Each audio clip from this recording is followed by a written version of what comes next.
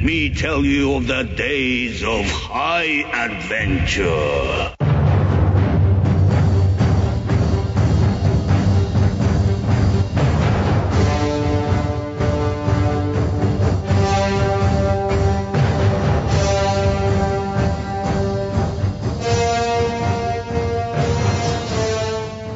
Hello, I'm John. And I'm Kevin. And this is 6 Degrees of Schwarzenegger, the podcast where we take a long, hard look at some of our favorite action movies from the era of Arnold. Schwarzenegger is the icon of the genre, and we're taking a deep dive into some of these 80s and 90s cult action movies and breaking them all the way down.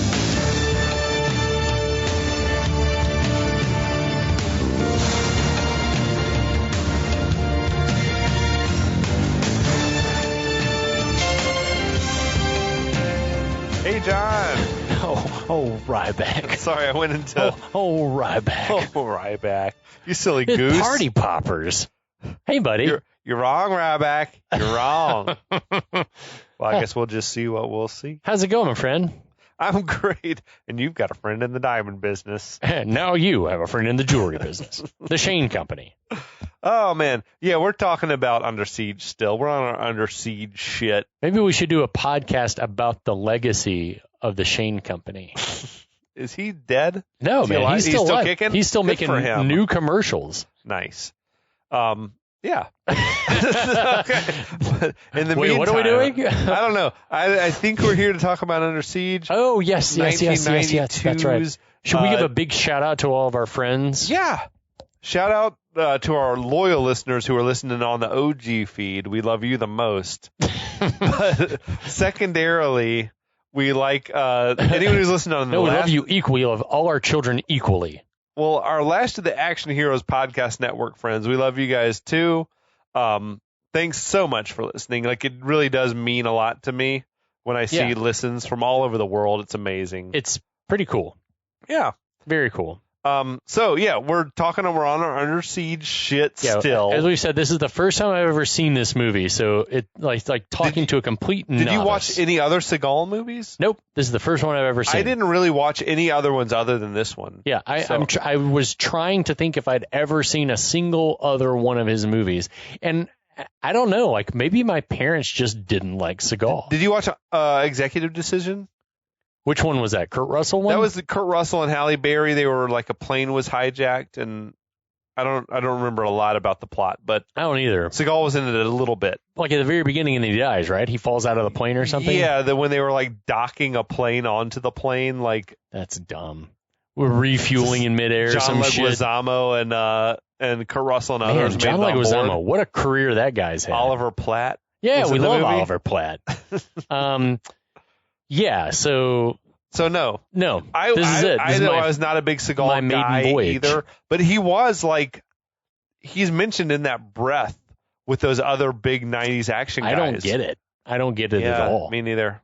Same. Because as we were discussing earlier, he is the weak link in this movie. He's like I mentioned about my read of Seagal. Terrible actor, right? Check. Which that's the case for a few of the guys, right? Like Van Damme, not a great actor. Schwarzenegger, but Van not a Damme's great actor. got charisma. That's what I'm saying. But Seagal, no charisma.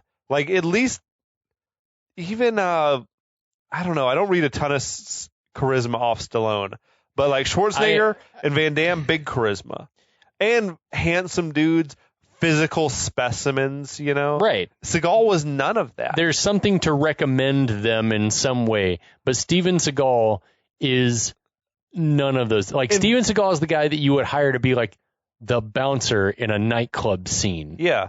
And that's it. And Bruce Willis was like the anti that, like wasn't the physical specimen. Right. But he was tons of charisma. Yeah. Good actor. Right. You know, he just wasn't like the larger than life action guy. But Seagal was like, you get none of that with Seagal. Yeah. I don't understand it. Yeah, like we said, it's almost like this Orvitz guy or whoever found him. It was like someone dared. He's like, I guarantee I can make this guy a star for no reason. Right, but there's something about him, I guess. I don't know. It's not charisma. We said that he would probably be a successful cult founder. Yeah. he's convinced people that there's some wisdom surrounding him or Right. something like that. Yeah, I don't get it, but I don't know either. Whatever. But anyway, why don't you catch us up on what's going on Under Siege? The details are that Chief Ryback, who we still don't know his background as yet, has been locked in a freezer by the bad guys who've taken over the ship. The guys who have taken over the ship have killed the captain, sealed the crew in the forecastle below deck, welded the thing shut. We know that somewhere there's a stripper knocked out on Quaaludes or some stuff in a cake, we imagine. The bad guys demonstrate the awesome firepower of the ship by shooting down an F-18 that came to look for the helicopter that they were all on earlier. And our hero breaks out of the meat locker, the fridge, and kills 2 guards and is now armed and dangerous and skulking through the depths of the ship. And that's Absolutely. it. That's it. You're spot on. Yeah. Spot on. Nailed it. So back somewhere on the mainland, I guess, there's this military situation room. It's filling up with a bunch of high-ranking people. Right. Do you think They're federal people. Do those? This is a federal building. Do those types of rooms really exist? Like this big grand. It's like Dr. Strangelove. It's like the war room. Yeah. Does that exist in your mind? I can't imagine. No, that's because the real. Situation Room in the White House is like a dingy conference room. Office, Yeah, right? it's like a long conference room. There's a long table so that all the people can sit around and disagree with one another. I agree. I feel like this is a movie creation. Yeah, it's huge. There's screens everywhere. So yes, there's a man in a suit enters. That's Tom Breaker from the CIA. Right. He's being He's briefed. the Womack character in this movie. Womack. You piece of shit. Why am I not surprised, you piece of shit? He's being briefed that they've received a call from a man claiming to be a former CIA operative that worked under Breaker by the name of William Stranix. Wilhelm Stranix.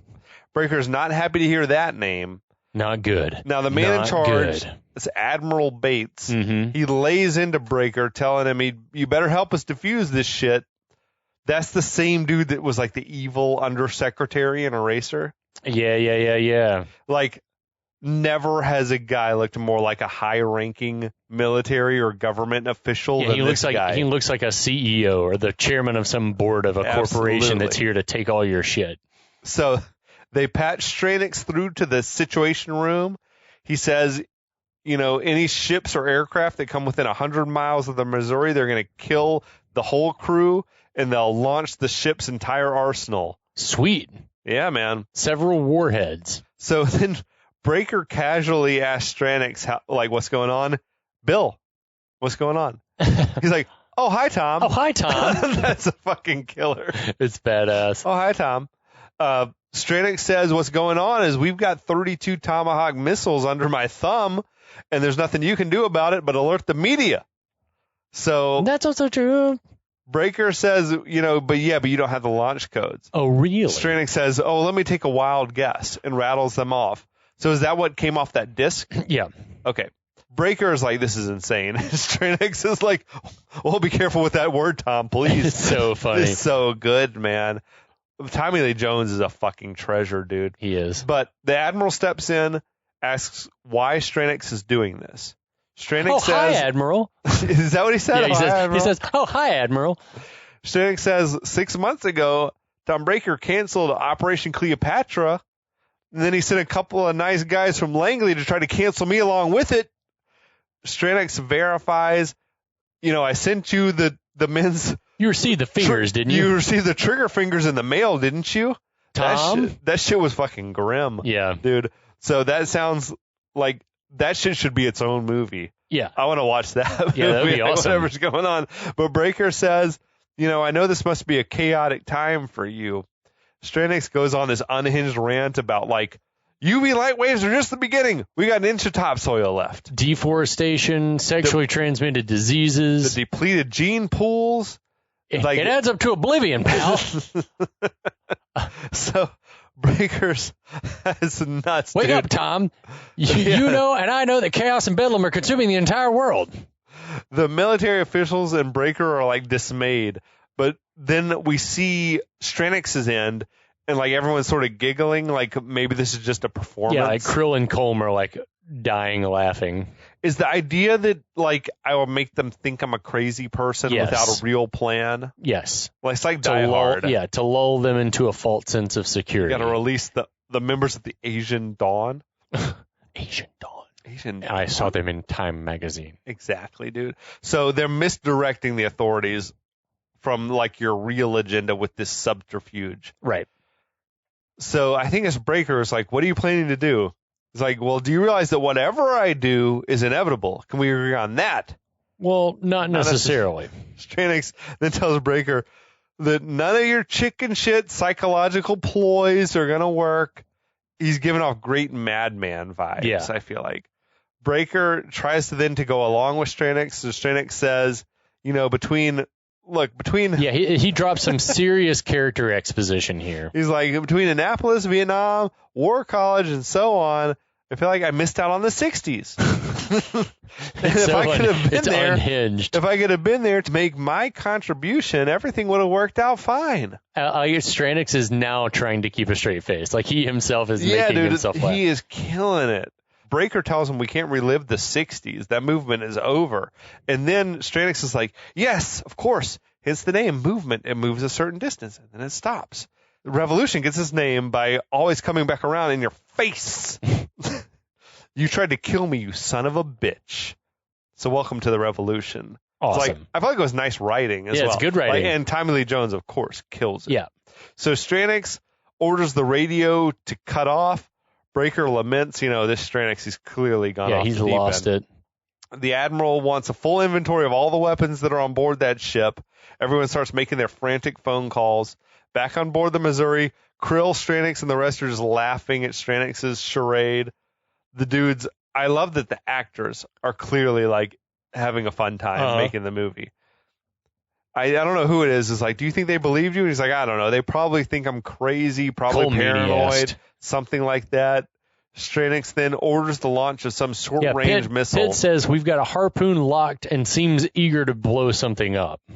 I don't know what they shot at. But the harpoon is an all-weather, over-the-horizon anti-ship missile. Okay, so they launched this missile. They hit some sort of an installation on some island that must have been pretty close to where they were. Right. But it knocks out. Ryback hears it. Yeah, all they hear the missile and the folks launch. will hear it. Anyway, Breaker is confused by the logic of whatever they blew up. He says they knocked out like the satellite observation. Yeah, observation island, and it's effectively blinded the military dudes. Breaker's confused by the logic of this because he says they can still track the ship's movement from Pearl Harbor. On the phone call, we hear like this one dude, I guess the White House guy. Yeah, he's like on the Joint Chiefs or something like that. Wake up the president. Yeah. On the Missouri, the welding crews are assembling this part of, I don't know, some sort of railing system that's going on through the ship. I can't tell what it is, but it's a bunch of like rebar that they're like welding together. I love the voiceover from whoever's like the foreman down there. I-bars. Yeah, I-bars. Thank you. Or Yes. I-beam. Yeah. Whatever it is. I like the dude down there, the foreman. The man's turning angry. The man is turning angry. He says, what does that mean? He said it in Spanish and then plugged it into Google Translate. The man is turning angry. Time is money on this deal. The man is turning angry. Who is the man? Stranix, I guess? Probably Stranix. So Stranix and Krill, they come down to inspect the progress. It's, dude, and almost a weird sort of foreshadowing. The foreman down there warns them, like, watch your heads, because Krill almost like walked right into the beam. Oh, okay. And then remember later in The Fugitive, Joey Pants got taken out by the fucking I-beam in the dry cleaner's office or whatever the fuck. The hotel's like laundry. Why were there I-beams? No one knows. Don't worry about it. Does all of this relate to the earlier comments Stranix made about chopping up Broadway? They're assembling something. We don't know what's going on exactly yet. But a supervisor down there, he says, don't worry, we should be up and running within the hour. Krill and Stranix seem delighted by this. Yeah, things are going smoothly. We also have seen Ryback is under the floor listening to some of this. Right, the fly in the ointment. That's right. The monkey in the wrench. The pain in the ass. So they hear this low booming sound now, and Krill says that's his beloved crew. Yeah. Cut to the men in the forecastle. They're pounding against the hull of the ship, presumably to make some noise, like, I don't know, to be heard by some passing I think they're doing ship. SOS. I think so too, but it's kind of like, I guess they don't know that the authorities are already aware that some shit's going on. Right. So it seems like it's getting dark outside now. Yeah, the ship it's is well into gliding through the nighttime. water. Inside, Ryback is exploring the ship. He comes across the massacre and the mess. Dead bodies are still everywhere. Yeah. He walks through, shoves aside the huge silk cake that's like blocking the doorway. Oh, it just like rolls away. Yeah. We're going to get to the many ways in which this doesn't make a lot of sense in a minute. Okay. But I can't wait to talk about it because all of this, I was like, the fuck? So the cake, it bumps into like a couch. It lights up. Music starts playing. Jordan Tate, she pops out of the cake wearing an officer's hat, officer's jacket, and a G-string. She has been in there for hours. Oh, we're going to get to it. There was gunfire. She slept There through were all people of that. killed. People have been yelling. A missile was launched. Like, don't worry about it. No, and like the gun shot down a plane. She is a professional. She stayed in that cake. What a professional. I have notes on this. But yeah, she pops out, does a little strip tease with her eyes closed before Ryback stops her and tells her, shut the music off. How did no one hear that music? There was also, the scene ends with this weird shot of like Ryback coming at her with his arm out like he's going to grab a handful. I think it was like maybe supposed to be like helping her out of the cake, but it did look, it looked menacing. So like 10 to 12-year-old Kevin definitely remembers this scene well. Though I was like, this would have been about the first time that I was really discovering that boobs are cool. Yeah. Like, They're I'm like, pretty oh, neat. damn. So I read this amazing bit of trivia that this movie was like a huge success on the rental market. It makes sense. I read that all the tapes, though, were wearing out, like, and breaking on this particular, like, part in the movie because there was so much rewinding and pausing. Pervs.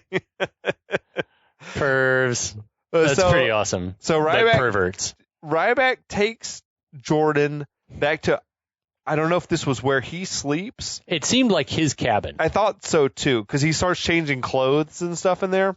He knows where everything in the room is. So Jordan is tearfully asking what's going on, what's up with all the dead men out there. Not bad acting from she was solid. Erica Elianic here, or Elaniak. Yeah, sure. However you say it. So Ryback wants to know, who are you? What are you doing here? She introduces herself. I'm Jordan Tate. I missed July 1989. I was hired to jump out of the cake. I took some pills and I fell asleep. He's like, what kind of babbling bullshit is this? Which was a pretty good reading from Seagal. Yeah. She's like, I'm an actress. I did a Hunter episode. That's badass. Do you remember Hunter was what you like? It comes on Saturday after the cartoon, so you turn the TV off. Syndicated, like, turn action. that shit off. Yeah. I did a Hunter episode and a Wet and Wild video. I'm an actress. My agent told me I was just going to come and jump out of the cake. So, she's like, yeah, I thought she did a good job in this scene. So a side effect of taking too much Dramamine is apparently severe drowsiness. Yeah. So it could be, but are we meant to think that Krill drugged her? No, she you took think it was too many. just Dramamine? Yeah, he gave her Dramamine, and unless it was like he said, take 2 of these, and she took what? A handful. Yeah. I feel like it would have 8 Dramamine. She'd still be asleep. They're like.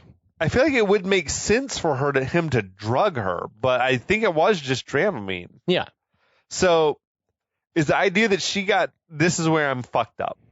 The idea is that she took all the pills, she got naked and got in the cake, and then passed out. And like the gunfire didn't disturb her. Like at some point, it wasn't until the cake hit the thing that she was like. At some point, she woke up and it was dark and completely quiet. And she's just like, I guess I'm just going to wait. That's what I said. She's a professional. I'm waiting for my She's a fucking pro. It's like the quietest party ever. But I'm just going to wait in this cake. Who knows? Indefinitely. It's everyone's hiding in the dark waiting for the captain to come down. Man. Maybe he's really slow. Plus, she was sleepy. So maybe it was that she was fast asleep until the cake jostled. And then she's like, nah.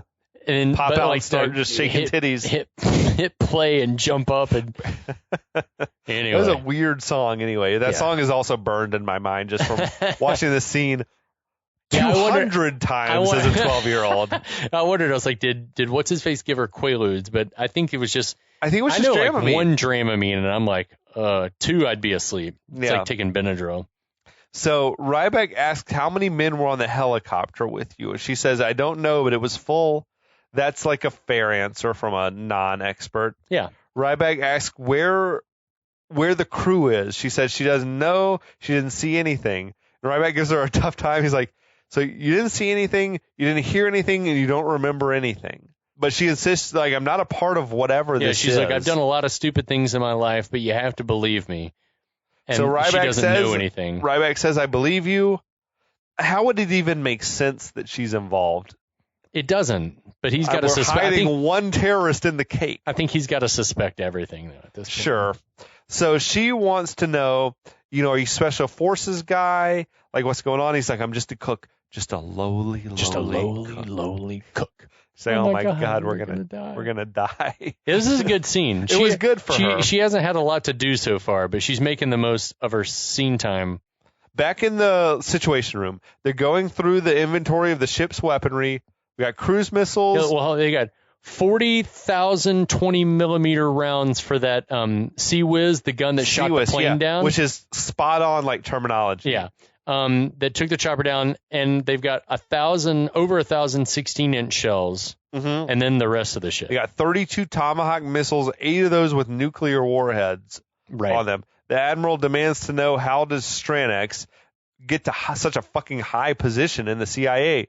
Breaker is like, well, our top covert operatives, they're under tremendous stress, and they're very creative. They're creative thinkers. Yeah, fucking probably is true, to be honest. Yeah. So it was during this scene that I noticed that Breaker is wearing huge rings on his fingers, like ornate rings, like the type of shit that fucking you'd wear if you were a rock, like Guns N' Roses or fucking Motley Crue. I remember growing up and going to Mount Zion Baptist Church in Jasper, Georgia, that older men wore several rings. I remember these guys, it would be like an assortment of like a wedding ring, a Masonic ring, they're like Mason ring, and then some of these dudes just had a big ass ring with like a gold nugget on it. Like it's just like decorative gold jewelry, and just like, and they'd have like 3 or 4 rings on, and I was like, huh. This dude was rocking some pinky ring that was like braided silver, and so I'm just like, you're fucking weird, Breaker. I don't know what's going on with you. You got a weird vibe about you. But the White House guy in there, he asks, well, how they take control of the battleship? Breaker says, that's fucking Stranex's specialty. Breaker tells him about how Stranex and his team of mercenaries had hijacked and sank a North Korean submarine a year earlier. Mm-hmm. The Admiral is dismayed that the U.S. government has been financing Stranex's quote-unquote private army, which I'm guessing then the whole squad of dudes he has is like his team of mercenaries. It's like Ed Harris and The Rock. Absolutely. So Breaker says, once we realized that we'd lost control of Stranex, they tried to neutralize him, but I guess they missed. Yeah. So the White House guy is like, well, how do we know that the submarine was sunk? Breaker says, but we're positive. Yeah, we're positive. So, of course. White House guy's like, yeah, okay, sure. So cut to submarine cruising through the water. They established radio contact with the Missouri and confirmed their plans to rendezvous. I like the call signs. It was like Tweety Bird and Roadrunner. Roadrunner, this Tweety Bird. Have you seen Wile E. Coyote or whatever? And I think it was Krill asked Stranex, "You're the Roadrunner?" He's like, "Yeah, never been caught." Me. Fucking thank God for Tommy Lee Jones, because I feel like this movie would be in bad shape if you had a shit actor in that part. Agreed. So just then, a goon arrives, tells Stranex, the 2 men that you sent down to the galley, they never checked in. Stranex is like... Wait. Like, just now? Like, that happened fucking ages ago. Yeah. But the goon says that they've only been trying to radio those guys for the past 5 minutes? Maybe it's like a check-in every 30 minutes situation. Every 30 minutes? That seems ludicrous. That's what I'm saying is like... I agree with you. It is insane that they wouldn't be like a check-in every 5 or 10 minutes. Right. I think I feel like they felt like shit was under control. Right. But yeah, those dudes have been missing for a minute. Like, where were they? If not... They knew where they were. They should have been back at their posts. Wherever that was. We'll be back in 10 minutes. Can you get back to your rappelling station, please? Yes. We need you back on the fish station. Yes, we need you carving the roast beast on the mess deck or whatever. But so Stranix is pissed. Krill is like, I told you should have sent more men. Elsewhere, Ryback is urging Jordan to hide in this locker. She's like begging, please don't leave me here. So Ryback is telling her it's the safest possible place. He shuts her in there. First of all, why is he trying to stuff her in the locker instead of just telling her, like, stay in this cabin? Hide under the bed. Take some pills. Tell her to sleep it off. Let it blow over. But second, why would she not want to stay far away from the action? Same. You know what I mean? Yeah. I'm like, can I just stay in this cabin? I'll close the door, lock it. It's not a place of any importance. I'm going to wait here until this whole thing blows over. Yeah, exactly. But so she's loudly, like, banging on the metal locker. Again, how is no one hearing this? That shit was loud. Yeah. So Ryback opens the door, tells her, if they hear you, they're going to come down here and kill both of us. So be quiet, he says, and slams the door in her face, which was kind of funny. Very funny. Jordan resumes banging on the locker door. Ryback opens it back up. She says, I hate being alone. And he's like, well, do you hate being dead? Cut Fair to point. Shadow, Krill, Stranix, and Cole Meany. And some more guys. Cole Meany. And yeah, more goons. They're working their way down to the Cole galley. Meany with a mean buzz by this time. Yo, he's fucking Cole Meany's hammered. he's annihilated. He drank a whole bottle He of can barely champagne. stand up. He's like, oh my God, I've got a gun. Wow. So, the goons are all down there in the galley. Then we cut back to the good guys, and Ryback is like forcefully giving Jordan new clothes. Put those on. Put those on. Here's an assault rifle or a submachine gun. What? Here's how it works. Keep that shit on semi-auto. One trigger pull is one shot. Tells her, if you're going to stick with me, you're going to have to be invisible. Honestly, I feel like this was some decent acting from Seagal when he's giving her the rundown of how to work the gun and everything. So now the bad guys, they're in the darkened galley. Stranix is like, turn those lights back on. Krill points them towards the circuit breaker. The power flips back on as Stranix is examining the body of that one dude with the knife in his throat. Mm-hmm. Like, the man who did this is a professional. Immediately. Sees Expert assessment. Yeah. So Stranix wants to know who Ryback is, why he's loose on this battleship. Fair questions. Stranix and Krill get in like a little bit of a pissing match about your battleship. Yeah, Krill's takes umbrage with that, and he's like, you wouldn't even be on this ship if it wasn't for me. He's a cook, plain and simple. This is not the work of a cook. This is not the work of a cook, he says, and like whips the knife out of the dude's throat and is like waving it in his face. The noise when he like pulls it out of the dude's throat. Yeah, but can he move like me? It's like the sound of flesh ripping when he pulls the knife. Absolutely. Ugh. So Krill is like, Ryback came on board with the captain. He's a cook. He's good with cooking knives. I know. This is not a cooking knife. Yeah, I know his routine front and back, and he's good with cooking knives. It's absolutely. Krill is like, in my expert opinion, or my professional opinion, he's a military reject in command of a galley. I love the way like BC just cranked it. Yeah. Up there. So just then the microwave starts beeping. Everyone fucking is like, oh shit. That can't be good. The microwave explodes spectacularly. Yeah, big explosion. Kills one guy, sets the galley on fire. That dude had like a face full of shrapnel. Yeah, that was nasty. Krill is like, what was that? And it was a bomb, like, jackass. It was a bomb, you jackass. He used the microwave as a detonator. Stranix orders one of his men to secure this area. Whatever. If you see any signs of Ryback, call for backup. Do not engage. That's smart. Smart, right? Stranix tells Krill, I want to see Ryback's personnel file. I would like to see the ship's personnel file on this plain and simple cook. And we got these goddamn fires. He mad.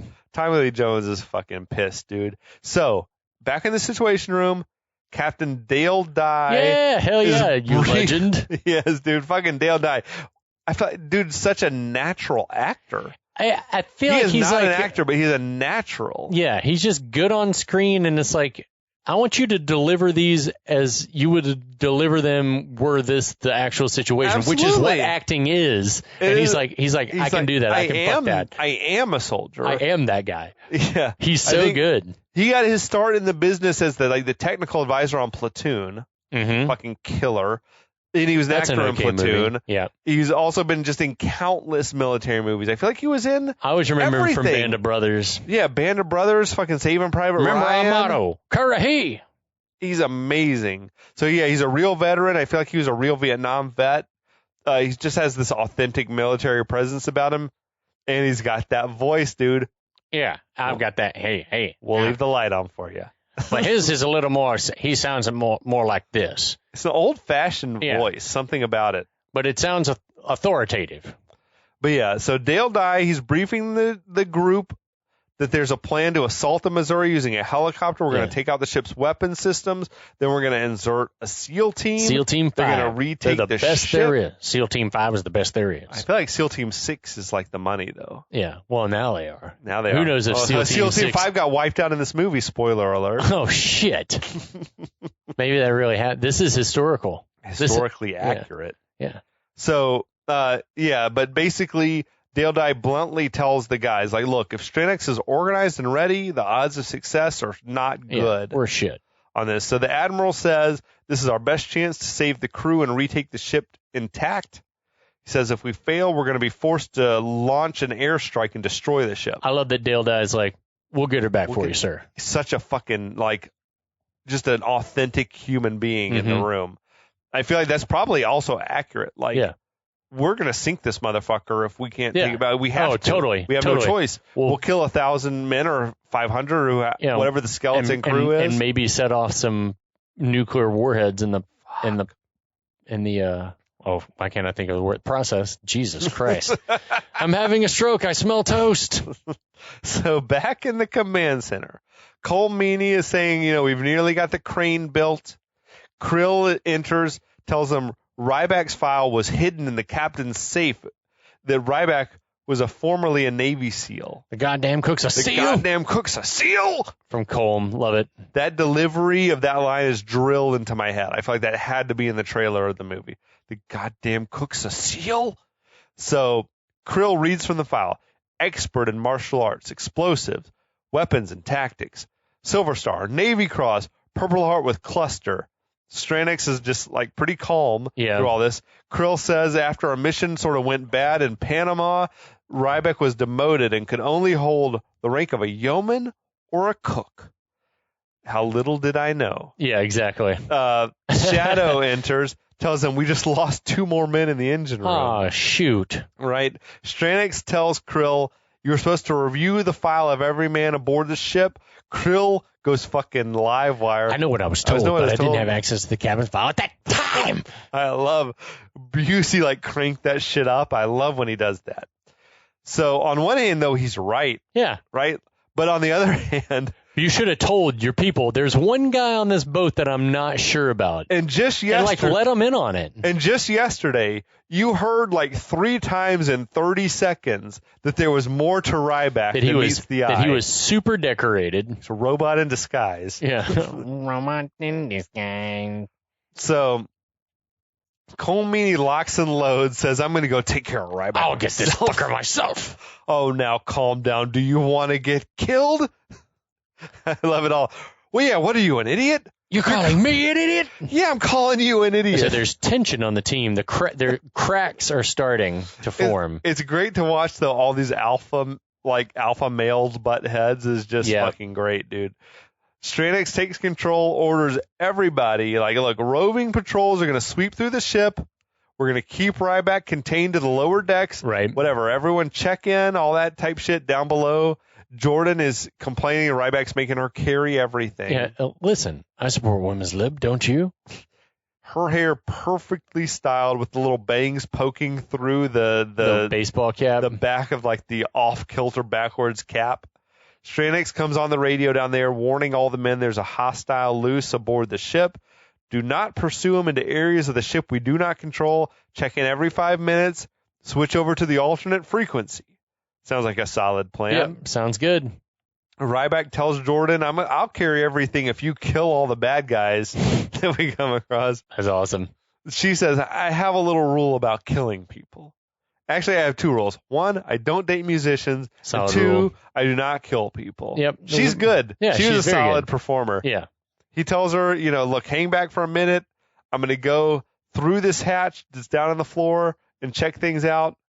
Cut to Ryback dropping down onto the deck of the ship, so I don't have no fucking clue where they were. Yeah, I don't either. They're in some sort of elevated area. Well, now, also they were like just in the room where all the fucking warheads were, like the room where they keep all the missiles, I guess. But he goes through that hatch and he's on the deck, but he's on the deck underneath a staircase.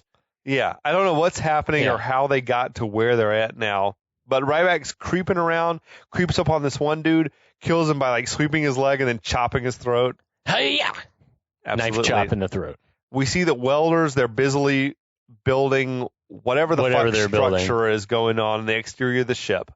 Ryback is creeping along the railing out of sight. He retrieves this like rescue kit. I feel like the locker. searchlight like went right over him. Like it shined on him. No one was paying attention. I guess not. I don't know. But he pops into this small boat that's on the deck of the ship, and it's like a life raft or something, or a lifeboat. Yeah, it's the motor launch. We'll come to find out. But he opens this kit up, which is like got this portable satellite unit in it. It's huge. It's a big satellite dish. Does every ship keep one of these fucking satellite packs on the deck? Well, I think from like now they don't, because now you just need a spare like satellite phone. I don't know what's happening here, but maybe they do. Maybe it was like this. Maybe this was I'm sure. accurate. Like back in the day, that's what they had. I mean, because as she says, it's sort of like a car phone. Just this was the primitive days of like cellular satellite. Because it's got a dish attached to it, which I'm not sure how it amplifies the signal or catches a signal. Maybe would it amplify the ships? I don't know how. I have no clue what's happening, but he turns the shit on. We hear what sounds like a phone dialing. Yeah. He's booting up Netscape. So Ryback, he returns to wherever it was. Yeah, basically he plugs up this radio. I don't know. It seems like he's got it connected to the device in some fashion. He returns to where Jordan is. He's telling her, she's very curious, like, what the fuck are you doing? What is that? What is it? He says it's a secure satellite uplink.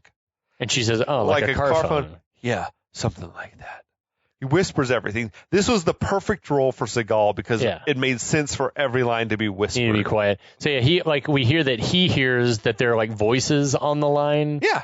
And then at that moment, there's a cut to the Situation Room. Right. Back in the Situation Room, the Admiral, he's received a note from somebody. It's hot. Admiral is asking Dale Dye, do you know a Casey Ryback? Yes, he's a top hand on the teams. Wish he was with us for this mission. He's like, well, maybe he is. Hold on. He's called to us from aboard the Missouri. It's called like Collect. Everyone's hot. They patch him through. They patch him right through. Business is about to pick up. Holy shit. That's where we're going to leave you for now. Holy shit. Holy shit. I can't wait to hear what happens next because I actually have not watched the rest of this movie. On this point? No. Oh, dude. Is it fun? Is it fun to talk to a novice about this? It's kind of fun, right? I love this. Yeah, it's interesting. Okay. Because as I was watching it, I was like, there have been a few like plot holes. Well, not plot holes even, but like inconsistencies or goofs and things like that. But as far as the movie is concerned, it's entertaining. It's tight. Keeping your interest? Yeah, definitely. Okay. Definitely. That's all we want from a movie like this. Yeah, it's all you can hope for. That's the best you can hope for, especially when you're dealing on a knockoff of something else. Yeah. Let's do Die Hard on a battleship. Yeah. Any movie where there's a one man taking on a small army in a confined space, then you got Die Hard on a blank. Yeah. Yeah. But so that's where we're going to leave you for now. Oh my God. How will I go on? The body count's really about to start picking up. I'm excited. There. I'm very excited because I will say for as much as has happened, there hasn't been a ton of action. I mean, and the action that has happened has been very fleeting. We're way past halfway at this point, and like they've only just now, I guess, realized that they've got the fly in the ointment is loose on the boat. Yeah. Well, even in the first chapter, it's like all we did was get the bad guys through the front door, and that was pretty much all that happened. Absolutely. And so I'm excited to see how it accelerates from here. It's kind of how movies should be. Yeah. Like you spend more than half of it just setting all the pieces in place, and then you let the shit pop off. Yeah. Yeah. So John's sleepy. A little bit. I only slept like 4 hours last night. Why? Oh, because I drank too much. I stayed up till like 2 a.m. Thinking about Willow.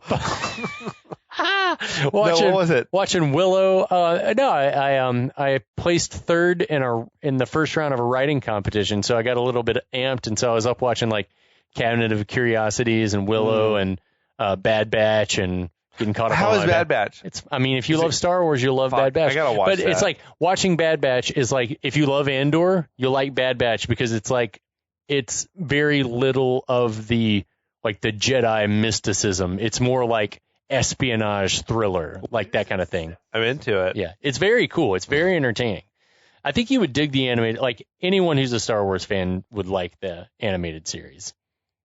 Well, that's where neither here nor there. That's where we leave you, dear listeners. Yeah, my friends. Daniel Day-Lewis, we appreciate it. Helen Mirren, thank you for the Christmas card. I think Tilda Swinton and Kate Blanchett are also listeners now. Yep. I was very excited to see that they had subscribed. They hit me up in the DMs. I'm going to look on social media and see if Cole Meany is active on social media. He's the fucking man. He's awesome. He's so good. I don't even understand what it is about the animal magnetism of Cole Meany. I think that he's just because he's Irish first and foremost, and he's surly, and he just kind of has this like unkempt, like vicious, like you were talking about Banshees of Inisherin, yeah, and I feel like one of the characters' name is Colm. Oh, really? Colm. Yeah, Colm. That makes sense. I can't wait to watch that movie. Yeah, dude, you got to get on that shit. I will do it. Not tonight. I'm going to sleep. Golden Globe winners. That's right. Several of them. Absolutely. Martin McDonagh is awesome. Yeah. But anyway, that's episode 3 of this series. We hope you guys are enjoying it. And if you're not, well, I guess tough shit. Tough shit. You got a couple more episodes to go, but I promise you're going to enjoy it because everything about this movie won't be sorry for long. You won't be sorry for long.